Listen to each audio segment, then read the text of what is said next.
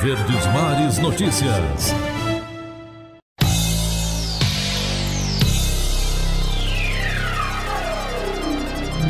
Informações, notícia, previsão do tempo, política, saúde e bem-estar. Seu dinheiro, esporte. Detalhes. No ar. Verdes Mares Notícias. Olá, bom dia. Eu sou Luciano Augusto e ao meu lado Tiago Norões. E começa agora mais uma edição do Verdes Mares Notícias. A partir de agora, você confere um resumo dos principais acontecimentos da semana. A edição de áudio é de Lucas Nogueira. Verdes Mares Notícias. Resumo da semana. O presidente Michel Temer enfrentou o protesto na visita ao estado de Roraima nesta segunda-feira. Em frente ao Palácio Senador Hélio Campos, um grupo de cerca de 60 manifestantes pediu a saída de Temer e se manifestou contra a privatização da Eletrobras. A manifestação foi organizada por uma frente de entidades sindicais, como a Central Única dos Trabalhadores e o Sindicato dos Técnicos Administrativos da Universidade Federal de Roraima. O presidente participou de uma reunião para discutir ações que podem ser feitas pelo governo federal para amenizar o impacto no sistema de saúde com o fluxo de imigrantes vindos da Venezuela. O governo anunciou que deve editar uma medida provisória para criar um grupo responsável por coordenar assuntos relacionados ao tema. E eu vejo que este afluxo intenso de venezuelanos cria problemas para o estado de Roraima, mas certo e seguramente vai criar para outros estados brasileiros, se nós não tomarmos algumas medidas e algumas providências de natureza federal. Mas nós temos esse aspecto também humanitário que nós temos que acentuar. Agora, tudo isto demanda recursos. E mais do que recursos, demanda também uma coordenação cooperativa entre a União e o Estado. E, naturalmente, os municípios.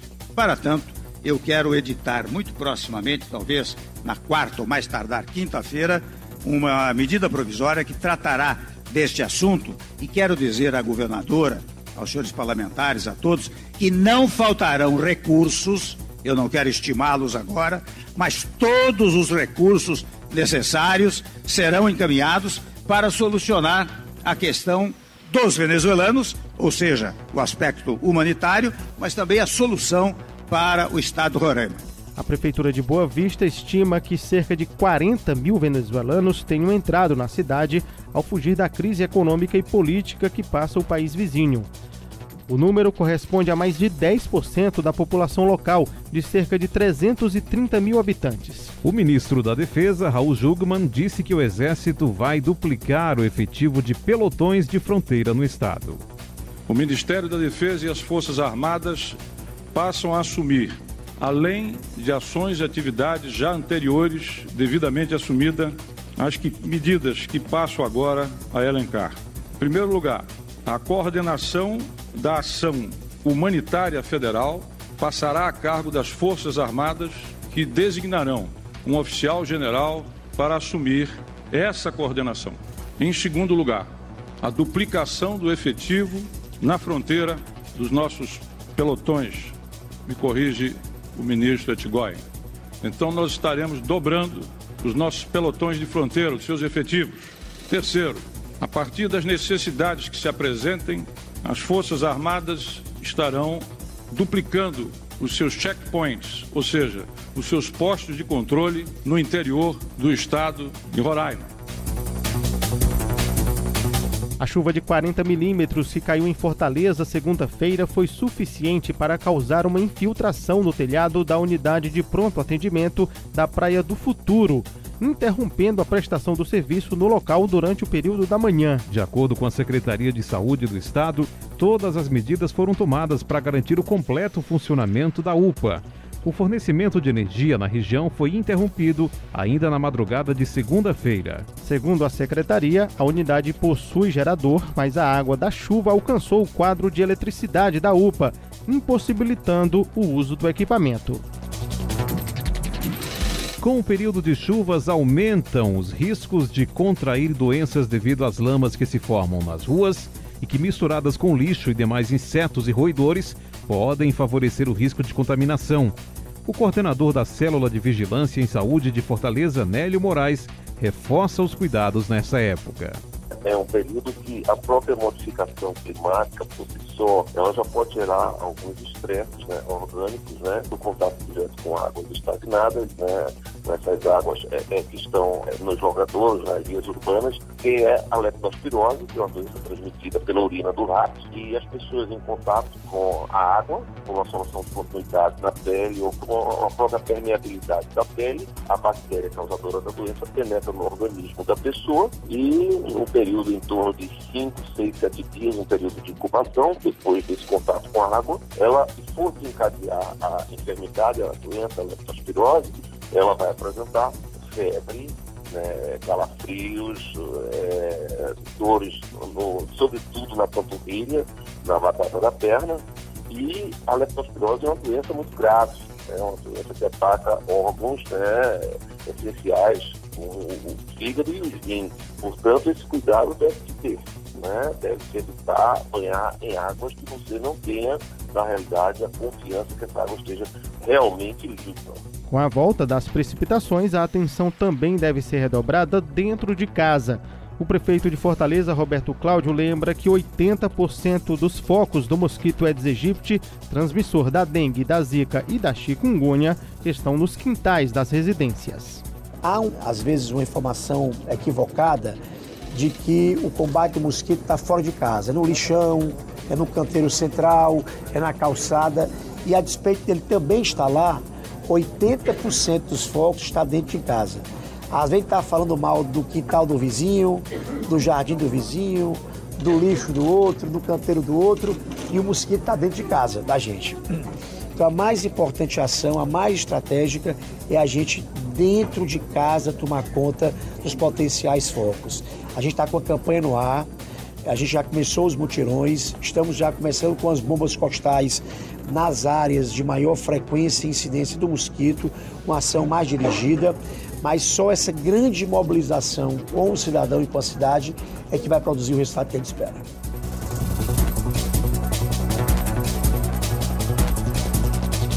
Um incêndio de grandes proporções atingiu na terça-feira o centro de triagem de cartas e encomendas dos Correios na Avenida Oliveira Paiva, em Fortaleza.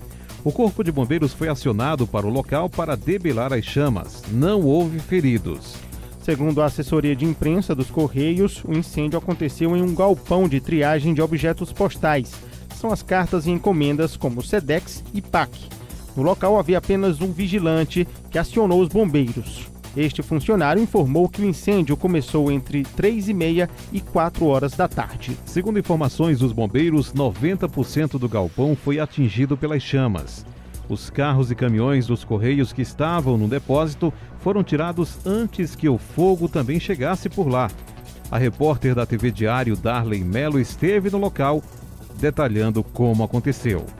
Esse prédio é uma central de distribuição dos Correios. Daqui saem encomendas de todo o estado do Ceará. E aqui tem todo esse trabalho de triagem. Então, todas as encomendas dos Correios aqui no Ceará ficam aqui nesta unidade. E daqui partem para as unidades menores, onde acontece a distribuição. A informação que a gente tem nesse primeiro momento é que realmente houve muita destruição. A gente não sabe exatamente quais materiais são mais combustíveis, mas é certo que existe muito papel, existe muito material que precisava ser entregue. Por conta desse incêndio aí, com certeza muitas coisas, né, muitas encomendas se perderam. O trecho aqui que fica próximo à rua Lídia Brígidos foi totalmente bloqueado. A MC está neste cruzamento, a Polícia Rodoviária Estadual esteve no início, a Polícia Rodoviária Federal também esteve por aqui, auxiliando esses trabalhos num primeiro momento. Quase 3 horas após a primeira notificação ao Corpo de Bombeiros sobre esse incêndio aqui na central dos Correios na Avenida Oliveira Paiva, a gente ainda observa que há muito fogo aqui nessa parte norte, né, que fica para a Avenida Oliveira Paiva, mas também na parte de trás, ou seja, do lado sul, também há muito o que fazer, já que o fogo aconteceu em vários trechos aí do prédio. Outro grande incêndio foi registrado na terça-feira nas dependências de uma empresa pesqueira localizada no município de Acaraú. A Brigada de Incêndios do município de Marco, distante 36 quilômetros, foi acionada pela Polícia Militar para conter o fogo que liberou muita fumaça. Logo ao chegar, os bombeiros conseguiram fazer o devido rescaldo. Houve apenas perdas materiais. No local havia um vigilante no momento do incêndio. Durante o carnaval, o presidente Michel Temer anunciou a criação do Ministério Extraordinário da Segurança Pública. Uma das atribuições do Ministério será desenvolver ações de combate à criminalidade. Pela proposta, Polícia Federal, Polícia Rodoviária Federal, Departamento Penitenciário Nacional e Secretaria Nacional de Segurança Pública saem da alçada do Ministério da Justiça e ficam subordinados ao novo ministério. A pasta vai contar com a estrutura já existente no Ministério da Justiça. Já o Ministério da Justiça segue desenvolvendo políticas preventivas de combate às drogas e programas de recuperação de ativos no exterior, de política de estrangeiros e refugiados, defesa do consumidor, restrição à formação de cartéis e políticas anti-pirataria. Aqui no Ceará, o assunto ganhou repercussão. Para o presidente da Associação de Praças da Polícia Militar e de Corpo de Bombeiros, Pedro Queiroz, a criação desse ministério é bastante necessária. É necessário, sim, que o Estado brasileiro tivesse um ministério próprio, com autonomia financeira, para subsidiar os 6 estados e o Distrito Federal, dentro do que diz respeito a orquestrar a segurança pública nacional. Porque é muito comum na política brasileira a gente ouvir os políticos falarem que segurança pública é uma competência privativa de estados, né? Enquanto entes federados. Mas eu discordo isso plenamente, porque segurança pública hoje, só agora estão observando que tem que ser feita de forma sincronizada. Não pode apenas um estado, só um estado, tentar combater a criminalidade, tentar querer ofertar segurança pública de qualidade aos seus entes. Por quê? Porque na hora que cansar, aquele efetivo cansar, ou aquele Estado não tiver mais recursos suficiente para continuar mantendo o combate à violência, essa violência certamente irá ultrapassar divisas e irá novamente assumir o crime, como hoje está havendo. Nunca cuidaram, né, de ver, por exemplo, nossos quase 17 mil quilômetros de fronteira, exceto alguns locais, como a fonte da Foz do Iguaçu ou a fonte do Paraguai, elas têm policiamento permanente. Já para o sociólogo e professor do Laboratório de Estudos da Violência da Universidade Federal do Ceará, Leonardo Sá, não é um grupo de especialistas trancados em uma sala com governantes que vai resolver o problema da segurança no Brasil. Se não houver participação da sociedade, ou seja, se a segurança pública não for pensada como algo que vai para além da questão da polícia, que envolve direitos e deveres da cidadania, que envolve participação popular na construção de uma sociedade mais pacífica, de uma sociedade que consiga resolver esses problemas de desigualdade, de problemas sociais de um modo não violento. Se não houver essa participação ampla, não há nenhuma política que possa ser sacada da cartola, né, como uma receita de bolo, como algo que vai resolver o problema, pensado por especialistas e pelos governantes. Sem a participação popular, sem a participação do povo ativamente na construção dessas políticas, a gente não consegue vislumbrar uma efetividade na resolução dos problemas que são tão graves e que afetam tantas famílias, principalmente as famílias que estão sofrendo com a perda de seus entes queridos nesse contexto de violência armada que tomou conta do Brasil, em especial do Nordeste. Um homem apontado como sendo líder da facção criminosa Comando Vermelho na região do Maciço de Baturité, identificado como Rodrigo da Silva Santos, de 20 anos, vulgo Lourinho do Planalto, foi preso na terça-feira. De acordo com informações da Polícia Militar, outros 2 homens também foram detidos em cumprimento a mandados de prisão expedidos pela comarca de Pacoti. Eles foram identificados como Caio Regis do Nascimento, de 21 anos, e Gesivaldo de Souza Maciel, de 25 anos. Com eles foram apreendidos vários celulares e relógios, ainda uma pistola calibre 380, um carregador e 16 munições intactas. A presidente do Supremo Tribunal Federal, ministra Carmen Lúcia, decidiu nesta quarta-feira que somente a Corte tem competência para julgar o caso sobre a posse da deputada federal Cristiane Brasil como ministra do Trabalho. A decisão da ministra determina que o processo não ficará sob a jurisdição do Superior Tribunal de Justiça, que tinha concedido liminar liberando a posse de Cristiane. Dessa forma, não há previsão de quando Carmen Lúcia deve pautar o processo. A presidente do Supremo pediu também que os autos do processo sejam imediatamente remetidos do STJ ao STF. No despacho dessa quarta-feira, a ministra também ressaltou que sua decisão não se refere à proibição ou não da posse de Cristiane Brasil, que ainda será discutida no Supremo, mas sim a jurisdição do caso. A Confederação Nacional dos Bispos do Brasil, CNBB, lançou nesta quarta-feira o tema da campanha Fraternidade 2018, a superação da violência. A campanha lembra que o Brasil concentra 13% dos assassinatos que ocorrem em todo o mundo. Durante o lançamento em Brasília, o secretário executivo da campanha, Padre Luiz Fernando, leu uma mensagem do Papa Francisco. A paz é tecida no dia a dia, com paciência e misericórdia, no seio da família, na dinâmica da comunidade, nas relações de trabalho, na relação com a natureza. O presidente da Confederação Nacional dos Bispos do Brasil, cardeal de Brasília, Dom Sérgio da Rocha, disse que a corrupção tira direitos da população. A corrupção é uma forma de violência e ela mata, por isso precisa ser combatida, uma vez que quando se desvia dinheiro público está se negando ao povo o direito à educação, o direito à saúde, à segurança pública e assim vai. Dom Sérgio da Rocha também defendeu uma mudança geral de comportamento.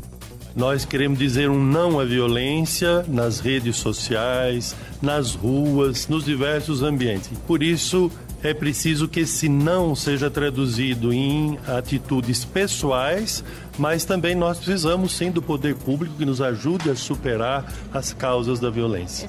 Também nesta quarta-feira, a presidente do Supremo, ministra Carmen Lúcia, disse que o judiciário tem papel importante no combate à violência. Essa pacificação que o Poder Judiciário procura permanentemente, que o juiz brasileiro, o juiz em todo o mundo, busca exatamente resolver de forma racional, aplicando o direito, repito, pela solução de conflitos, mas que precisa se transformar num momento de fraternidade.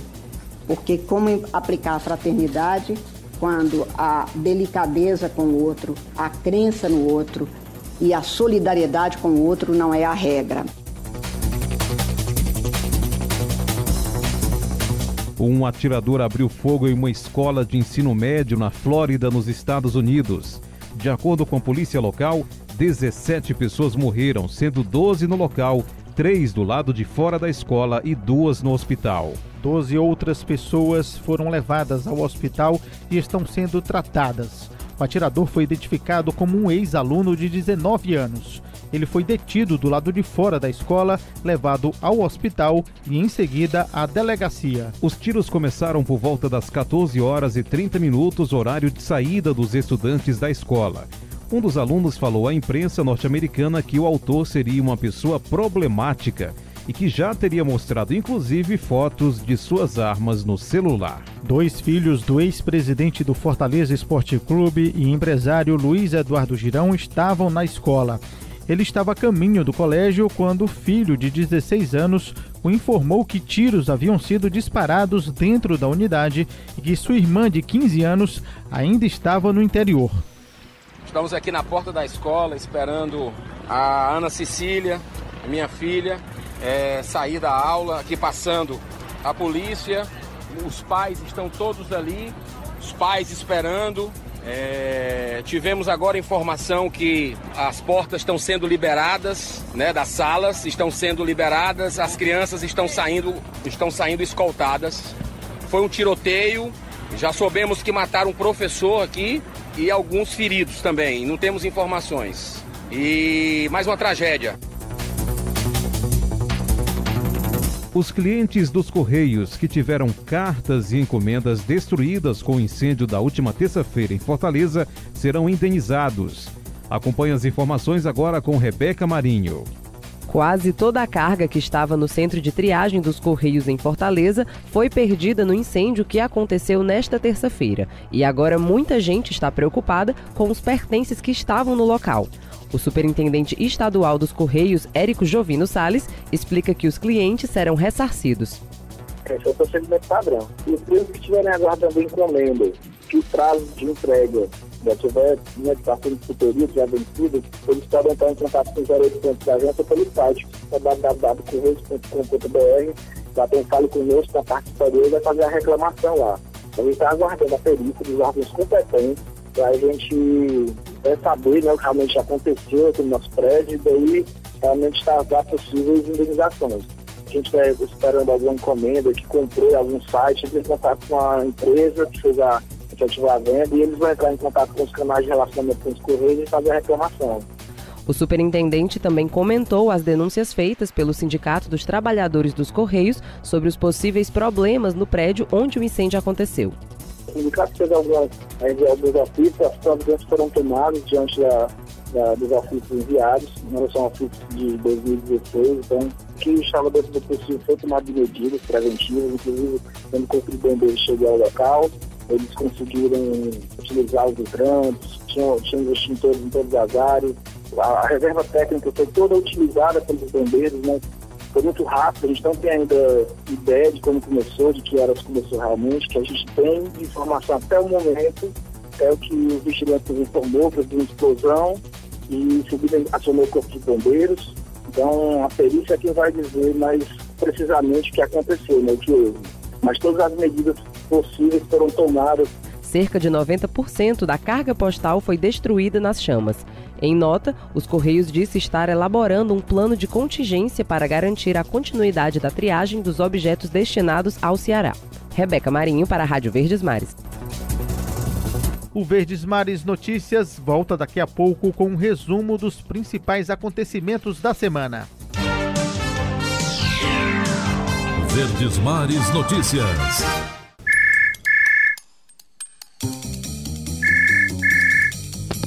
Alô, quem é? Raimundo doido, sou eu, Grosselho. Diz, seu Grosselho. Tu tá onde, rapaz? Eu tô aqui na rádio. Já tá quase na hora do programa começar, não tem ninguém aqui ainda. Mas, Raimundo, tu é doido mesmo. Homem, mudou o horário. O Nas Garras da Patrulha começa agora, às 11h30. É, né? Nas Garras da Patrulha. Agora em novo horário, de segunda a sexta, das 11h30 ao meio-dia. Verdes Mares Notícias. Já estamos de volta. A Secretaria de Segurança Pública divulgou nesta quinta-feira o balanço oficial do Carnaval 2018.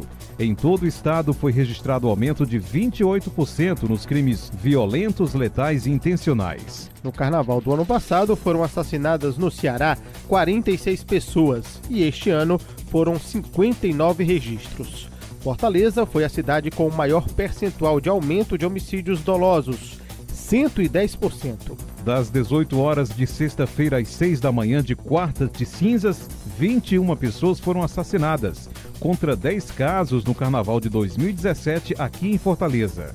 O secretário de Segurança Pública do Ceará, André Costa, conversou com a imprensa sobre os números.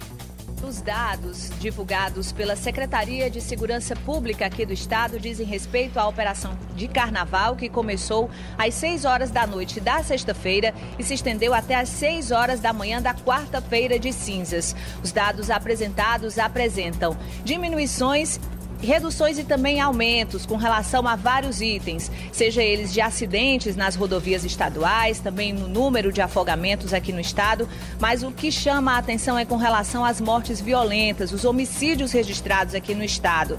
Somente em Fortaleza, quase esse número dobrou, aliás, o número dobrou com relação ao número de homicídios e já em todo o estado houve aí um acréscimo de cerca de 30%. A gente vai conversar agora com o secretário de Segurança Pública, André Costa.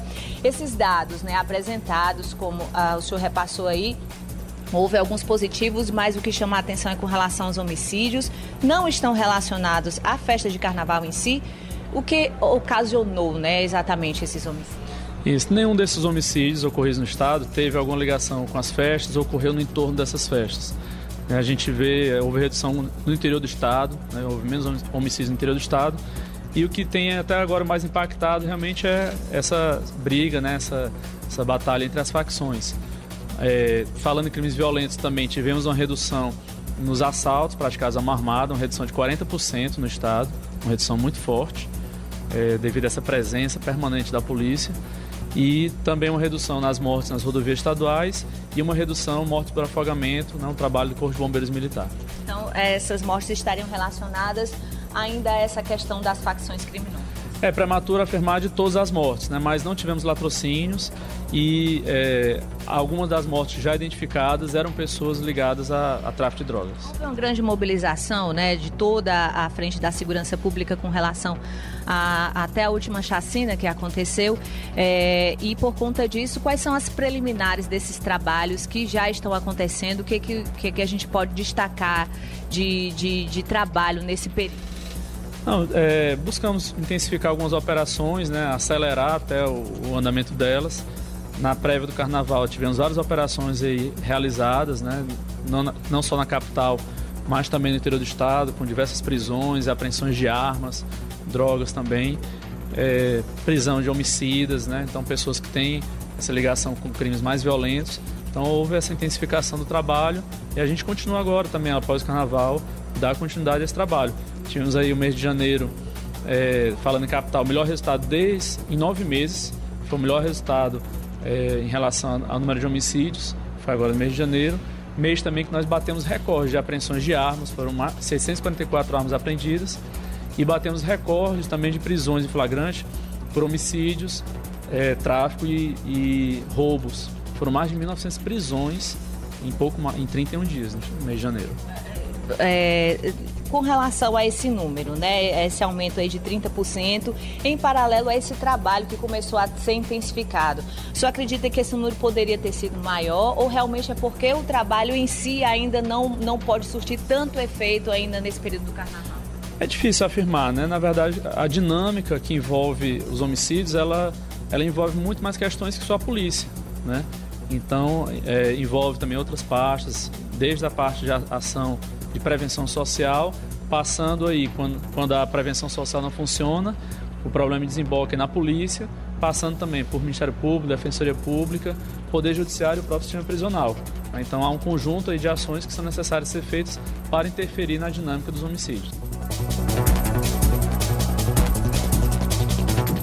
A ministra do Supremo Tribunal Federal, Rosa Weber, negou o seguimento nesta sexta-feira a um mandado de segurança que questionava o decreto presidencial que trata da intervenção federal no Rio de Janeiro. A ação foi rejeitada porque o advogado que entrou com a petição não tem legitimidade para questionar o decreto. O caso chegou ao Supremo através de advogado de São Bernardo do Campo, que é conhecido por entrar com ações na justiça para questionar decisões do governo que são amplamente divulgadas pela imprensa. De acordo com o profissional, o presidente Michel Temer não poderia ter editado o decreto antes de consultar o Conselho da República e o Conselho de Defesa Nacional. Os dois colegiados estão previstos na Constituição Federal e teriam a função de assessorar o presidente da República. O Ministério da Justiça divulgou uma nota ressaltando que a Constituição não define que tais consultas devem ser feitas antecipadamente e que os órgãos são meramente consultivos, sem qualquer poder de deliberação.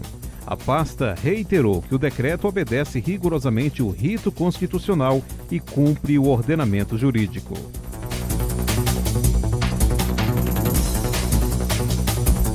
E após a intervenção federal no Rio de Janeiro, a OAB Ceará vai a Brasília solicitar o reforço na segurança aqui do estado. Acompanhe os detalhes com Leonardo Igor. A partir de agora até o final de 2018, as Forças Armadas assumem a segurança pública do estado fluminense. A possibilidade também já foi discutida no Ceará, após as duas chacinas que deixaram 24 mortos em janeiro. Um dos defensores da proposta, o presidente da Comissão de Direito Penitenciário da OAB Ceará, Márcio Vitor Albuquerque, revela que a Ordem dos Advogados vai solicitar apoio ao governo federal. Provavelmente na próxima semana teremos uma reunião em Brasília com essas pessoas para poder solicitar aqui para o estado do Ceará também um reforço na nossa segurança, exatamente para que as nossas polícias, aliadas também ao reforço federal, possam realmente reorganizar a casa. Nós estamos até pedindo também o reforço no tocante à própria ajuda da Polícia Federal, que o governo do estado também já se manifestou nesse sentido. Então são alguns pontos das nossas recomendações. Leonardo Igor para a Rádio Verdes Mares.